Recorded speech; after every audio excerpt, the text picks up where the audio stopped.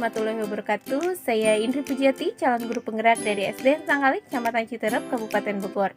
Di channel YouTube saya kali ini akan membahas tentang ruang kolaborasi, simulasi praktek coaching model Tirta. Jangan lupa like, comment, share, dan subscribe channel YouTube saya. Selamat menyaksikan. Model Tirta dengan kasus 1 pada ruang kolaborasi, di mana yang bertugas sebagai coach atau guru, coachingnya murid, dan ada 2 orang pengamat. Anda memperhatikan seorang murid yang tidak mau bekerja sama dengan teman-temannya. Dia selalu memiliki alasan seperti tidak cocok dengan teman-temannya, atau dengan alasan lain dia memilih bekerja sendiri dan mengumpulkan tugasnya sendiri. Hasil yang dikumpulkan secara mandiri itu selalu bagus. Bagaimana Anda menyikapi hal ini? Antara guru yang diperankan oleh Indri Pujiati dan murid yang diperankan oleh Ratna Hidayati. Halo Ratna, apa kabar? Ya Bu, kabar saya baik. Kenapa ya Bu saya dipanggil ke kantor? Ini, Ibu mau ngajak kamu ngobrol nih. Boleh nggak kita berbincang-bincang sedikit? Oh, ya Bu, boleh. Ini Ibu sudah mengamati nih beberapa hari ini. Kayaknya akhir-akhir ini Ibu melihat kamu agak murung, seperti kurang bersemangat. Benarkah begitu? Iya sih Bu, memang akhir ini saya merasa kurang bersemangat. Kenapa ya Bu ya? Saya sampai dipanggil. Oh iya, ini dia makanya kenapa kamu Ibu panggil. Ibu ingin kamu coba menceritakan masalah yang sedang kamu hadapi. Coba, kamu mau curhat sama Ibu? Ya, sebenarnya memang akhir-akhir ini, seminggu ini ada masalah sih Bu. Cuma saya bingung mau cerita ke siapa. Tapi kalau cerita ke Ibu, gimana ya Bu? Maksudnya kan ini masalah pelajaran juga Bu. Aku jadi nggak enak Bu kalau cerita sama Ibu. Oh begitu.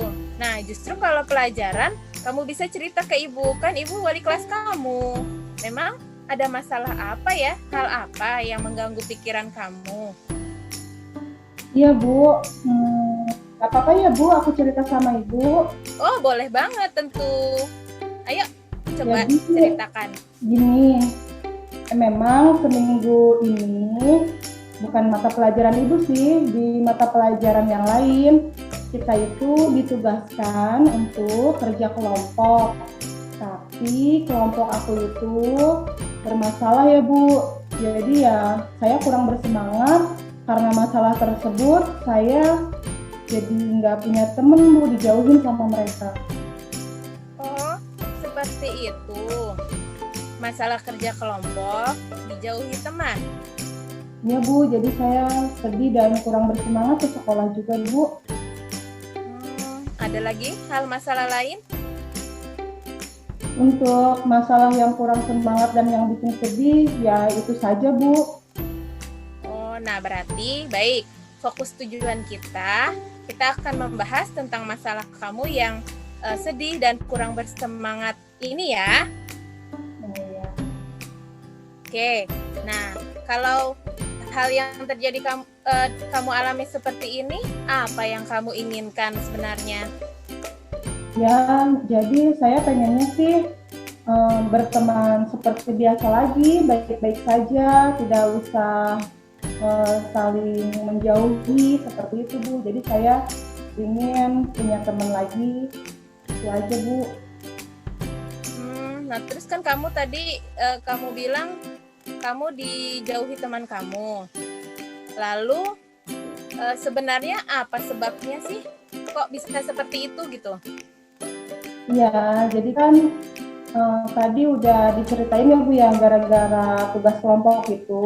Iya. Di dalam tugas kelompok itu, jadi karena ada masalah lah, karena emang ada perbedaan pendapat yang membuat saya dijauhi. Jadi masalahnya itu ya di pendapat itu Bu.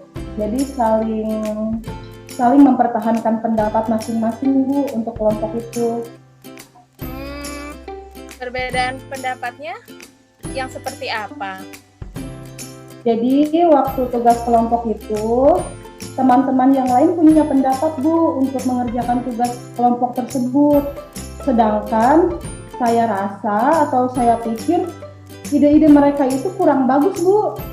Lebih bagus ide saya. Ini kan jadi saya itu memakai ide saya sendiri untuk tugas kelompok ini. Jadi saya nggak mendengarkan atau nggak menampung ide-ide mereka Bu. Ya udah, orang ide saya bagus kok. Itu Bu masalahnya. Kenapa kamu bisa berpikiran ide kamu itu lebih baik dari mereka?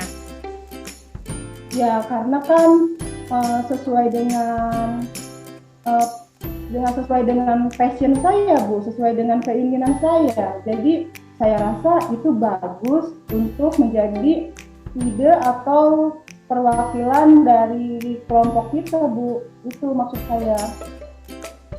Ada lagi? Udah sih Bu, itu aja. Jadi kita di situ berantem Bu, berselisih pendapat. Oh, sampai berantem juga? Untuk ya paling diam-diaman aja sih Bu, nggak berantem gimana-gimana. Terus kamu didiamin sendiri atau semuanya jadi pada masing-masing nih? Semuanya Bu, jadi satu kelompok itu nggak mau temenan sama aku gara-gara aku memakai ide aku sendiri untuk mengerjakan tugas itu. Tapi kan itu tugas kelompok ya? Terus Ya, Bu. Kenapa jadi seperti itu? Iya Bu, itu tugas kelompok. Saya juga jadi ya gitu Bu, saya jadi mikirnya lebih baik kerja sendiri aja daripada kerja kelompok. Karena kan ide saya sangat bagus daripada ide mereka. Terus kalau kamu berpikir itu kerja sendiri, hasil kerja kelompoknya bagaimana? Untuk hasil kerja kelompoknya belum mendapat penilaian dari guru mata pelajaran tersebut sih Bu. Cuman dari masalah tugas kelompok tersebut saya dijauhi sama teman-teman aja Bu. Tapi tugasnya sudah dikumpulkan? Iya Bu, sudah selesai dan sudah dikumpulkan. Tinggal menunggu nilai dari ibu guru yang mata pelajaran itu. Itu siapa yang mengerjakan pada akhirnya? Jadi yang mengerjakan aku Bu, karena kan idenya aku sendiri. Terus teman-teman yang lain gimana? Teman-teman yang lain ya aku tampung sih ide-idenya. Tapi nama mereka tetap aku tulis Bu, bagian daripada kelompok. Cuman pendapat-pendapat mereka aku nggak dengerin, nggak aku dengarkan, nggak aku pakai. Tetap ide aku yang dipakai. Oh, kenapa begitu? Ya karena saya rasa ide saya lebih bagus daripada mereka dan ini bisa membuat kelompok saya dan kelompok teman-teman yang lain itu di dalam kelompok kita nilainya pasti bagus Bu. Tapi kamu jadi merasa dijauhi bukan sekarang? Iya Bu, jadi gara-gara itu dijauhi Bu saya. Oh, jadi seperti itu. Nah, jadi kalau menurut kamu langkah apa nih biar tidak terjadi seperti itu lagi? Jadi memang saya harusnya bisa mendengarkan pendapat teman yang lain sih Bu. Seperti itu. Jadi saya harus bisa menampung ide atau gagasan dari teman yang lain. Selain itu, apa lagi? Selain itu, saya harus mau mengalah atau tidak terlalu egois Bu, mempertahankan pendapat saya. Nah, tepat sekali. Ya, tadi seperti yang kamu jelaskan tadi, kira-kira caranya seperti apa nih? Yang tadi kan kamu bilang harus tidak egois, mau mengalah. Itu caranya kira-kira harus seperti apa biar kamu bisa ditemani lagi? Jadi mungkin yang pertama itu saya harus menurunkan ego saya ya Bu ya. Nah, betul sekali. Ada lagi? Apalagi coba? Terus selain itu saya harus menyapa mereka duluan ya Bu ya. Nah, betul. Lalu ada lagi? Karena ini tugas kelompok, Berarti saya tidak boleh egois dan mempertahankan pendapat saya ya Bu ya. Jadi harus mendengarkan pendapat yang lain juga ya Bu ya. Nah, setuju sekali. Jadi tadi kan kamu bilang menurunkan ego, menyapa duluan, tidak terlalu mempertahankan pendapat, mau mendengarkan pendapat teman. Nah, kira-kira yang tadi kamu sebutkan, ada nggak hambatannya yang kamu hadapi? Hambatannya sih saya ngerasa gengsi aja sih Bu, kalau saya harus nyapa duluan. Saya kayaknya gimana ya, masa harus saya duluan, gengsi lah Bu. Oh, kenapa kamu ada rasa gengsi? Ya malu aja Bu, emang itu kan salah saya. Saya sih maunya disapa duluan sama mereka, jadi bukan saya duluan. Terus kalau kamu merasa gengsi, kira-kira ada cara lain nggak atau yang menurut kamu paling berhasil? Kan biar kamu disapa duluan nih, gitu. Seperti apa? Mungkin saya harus minta bantuan sama temennya Bu ya, supaya bisa membantu saya. Sama teman lain gitu maksudnya? Iya, curhat, mungkin ceritain lah, supaya disampaikan dulu ke teman-teman aku yang di dalam satu kelompok itu. Oh, jadi nanti teman yang kamu curhatin sebagai penengah juga gitu? Iya, mungkin seperti itu Bu maksudnya. Ya, yang saya pikirkan seperti itu sih Bu. Jadi harus ada yang bantu saya. Terus setelah kamu curhatin, kamu kira-kira apa lagi nih yang dilakukan kamu dan teman kamu? Yang dilakukan saya dengan teman saya yang jadi penengah itu maksudnya. Iya. Nanti kedepannya si teman yang menjadi penengah itu menjadi penyambung Bu, penyambung komunikasi antara saya dengan teman-teman yang saya satu kelompok itu Bu. Oh begitu. Nah, bagus juga ide kamu. Kira-kira berhasil nggak nih menurut kamu ide ini? Saya yakin pasti berhasil Bu. Kamu yakin? Iya, saya pasti yakin. Terus, keyakinan kamu bakal ditemani lagi gitu? Iya, saya pasti ditemani lagi dengan cara seperti itu Bu. Kira-kira berapa orang nih nanti yang akan berteman lagi dengan kamu? Saya yakin semuanya pasti mengerti Bu. Jadi pasti semuanya mau menemani saya kembali Bu. Oh, pasti semuanya akan menemani kamu kembali. Ya, terus kamu untuk usaha seperti ini bakal ada semangat lagi nggak nih untuk menjalankannya? Pasti Bu, saya akan semangat lagi, tidak akan sedih lagi karena dengan apa yang akan saya lakukan ke depan, yang saya akan lakukan ke depan sehingga saya ditemani lagi oleh teman-teman, pastinya menambah semangat saya untuk belajar di kelas kembali Bu. Oh gitu. Lalu tanggung jawab seperti apa yang kamu lakukan biar kamu terus tetap semangat dan nanti kamu bisa makin ditemani oleh teman-teman kamu? Jadi belajar dari kesalahan aja sih Bu ya, karena kan sebelumnya saya egois, berarti saya bertanggung jawab untuk tidak egois lagi. Karena sebelumnya saya tidak mau mendengarkan pendapat teman-teman, saya harus bisa menghargai pendapat teman-teman yang lain ya Bu ya. Itu saya harus bertanggung jawab terhadap sikap saya tersebut ya Bu ya. Nah betul sekali. Lalu dengan cara apa kamu bertanggung jawab terhadap sikap kamu itu? Dengan cara memperbaiki sikap saya Bu. Yang bagaimana diperbaikinya? Yang tadinya saya sangat egois, mementingkan diri sendiri, jadi saya harus menurunkan rasa egois saya Bu. Kemudian saya karena itu kerja kelompok, berarti bekerja itu tidak boleh sendirian. Bekerja itu harus bersama-sama Bu. Ya, bekerja bersama-sama ya. Ada kerjasama ya? Iya Bu. Ya. Oke. Terus jadi siapa saja nih yang dapat membantu kamu? Yang dapat membantu saya pastinya Bu Indri dong. Bu mau kan bantu saya Bu? Pasti, Ibu pasti membantu kamu. Terus siapa lagi selain Bu Guru? Ya, selain itu ada teman yang menjadi penghubung komunikasi saya dengan teman-teman saya itu, Bu. Itu teman saya, teman di kelas saya. Oh, iya. Apa kamu yakin? Yakin, Bu, pasti, Bu. Bagus. Terus setelah ini, apakah kamu akan lebih bersemangat? Ya, Bu, saya pasti lebih bersemangat lagi. Janji tidak murung lagi?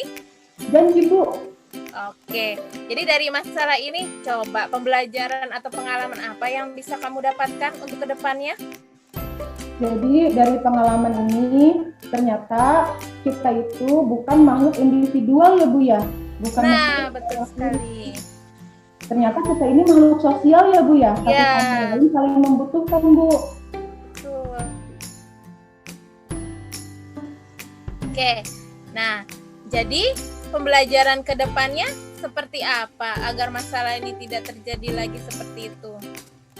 Jadi berdasarkan tadi sudah diceritakan, berarti saya tidak boleh mengulangi kesalahan yang sama lagi, Bu, agar saya tidak dijauhi teman-teman. Iya, betul sekali. Nah, menurut kamu, jadi kesimpulannya apa? Coba jelaskan. Jadi kesimpulannya, kita sebagai manusia adalah makhluk sosial, Bu, bukan makhluk individu. Satu sama lain saling membutuhkan. Nah, betul sekali. Nah, sekarang apakah kamu sudah makin bersemangat nih setelah cerita sama Ibu? Saya semakin bersemangat, Bu, dan sekarang perasaan saya sudah lega dan saya sudah tahu nih menemukan caranya supaya saya bisa menyelesaikan masalah ini. Jadi sudah lega perasaan kamu? Iya, Bu. Ya, apakah kamu langsung mau bertindak? Ya, Bu. Oke, kira-kira tindak lanjutnya kapan nih kamu bisa realisasikan? Secepat mungkin, Bu. Bisa jadi besok saya lakukan, Bu. Karena Oke. kan masih masuk sekolah. Ya, Ibu tunggu ya. Berarti kamu besok harus tersenyum. Ya, Ya. coba senyum dulu. Senyum. Oke, tetap semangat ya. Iya. Oke, sukses selalu. Semoga bisa terus bekerja sama dengan kelompok kamu. Siap. Oke, terima kasih ya Ratna atas waktunya. Terima kasih, Bu Indri. Doakan aku ya. Ya, Ibu pasti mendoakan kamu ya. Sehat-sehat selalu. Sampai ketemu lagi nanti ya besok ya. Siap, Bu. Assalamualaikum warahmatullahi wabarakatuh. Waalaikumsalam warahmatullahi wabarakatuh. Baik, Assalamualaikum warahmatullahi wabarakatuh. Saya Susmiati sebagai observer dengan praktek coaching antara Bu Indri sebagai coach dan Bu Ratna sebagai coaching. Saya rasa sudah bagus. Di sini praktek coaching mengambil dialog kasus 1 sangat-sangat sesuai dengan model Tirta, baik itu dari tujuan, identifikasi, rencana aksi maupun tanggung jawab.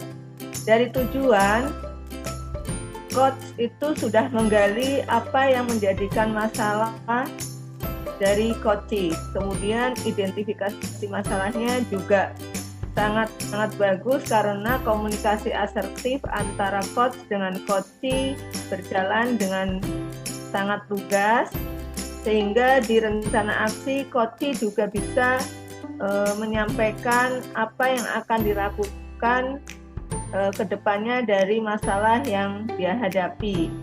Kemudian tanggung jawab di sini juga memberikan pembelajaran bagi coachee setelah dia mengungkapkan permasalahannya terhadap coach. Jadi coachee sendiri sudah menemukan masalahnya sendiri dan dapat mengambil pembelajaran dari apa yang telah dia lakukan. Saya rasa antara coach dengan coachee berdialog dengan sangat bagus karena komunikasi asertifnya masing-masing dipraktekkan. Demikian dari saya. Wassalamualaikum warahmatullahi wabarakatuh.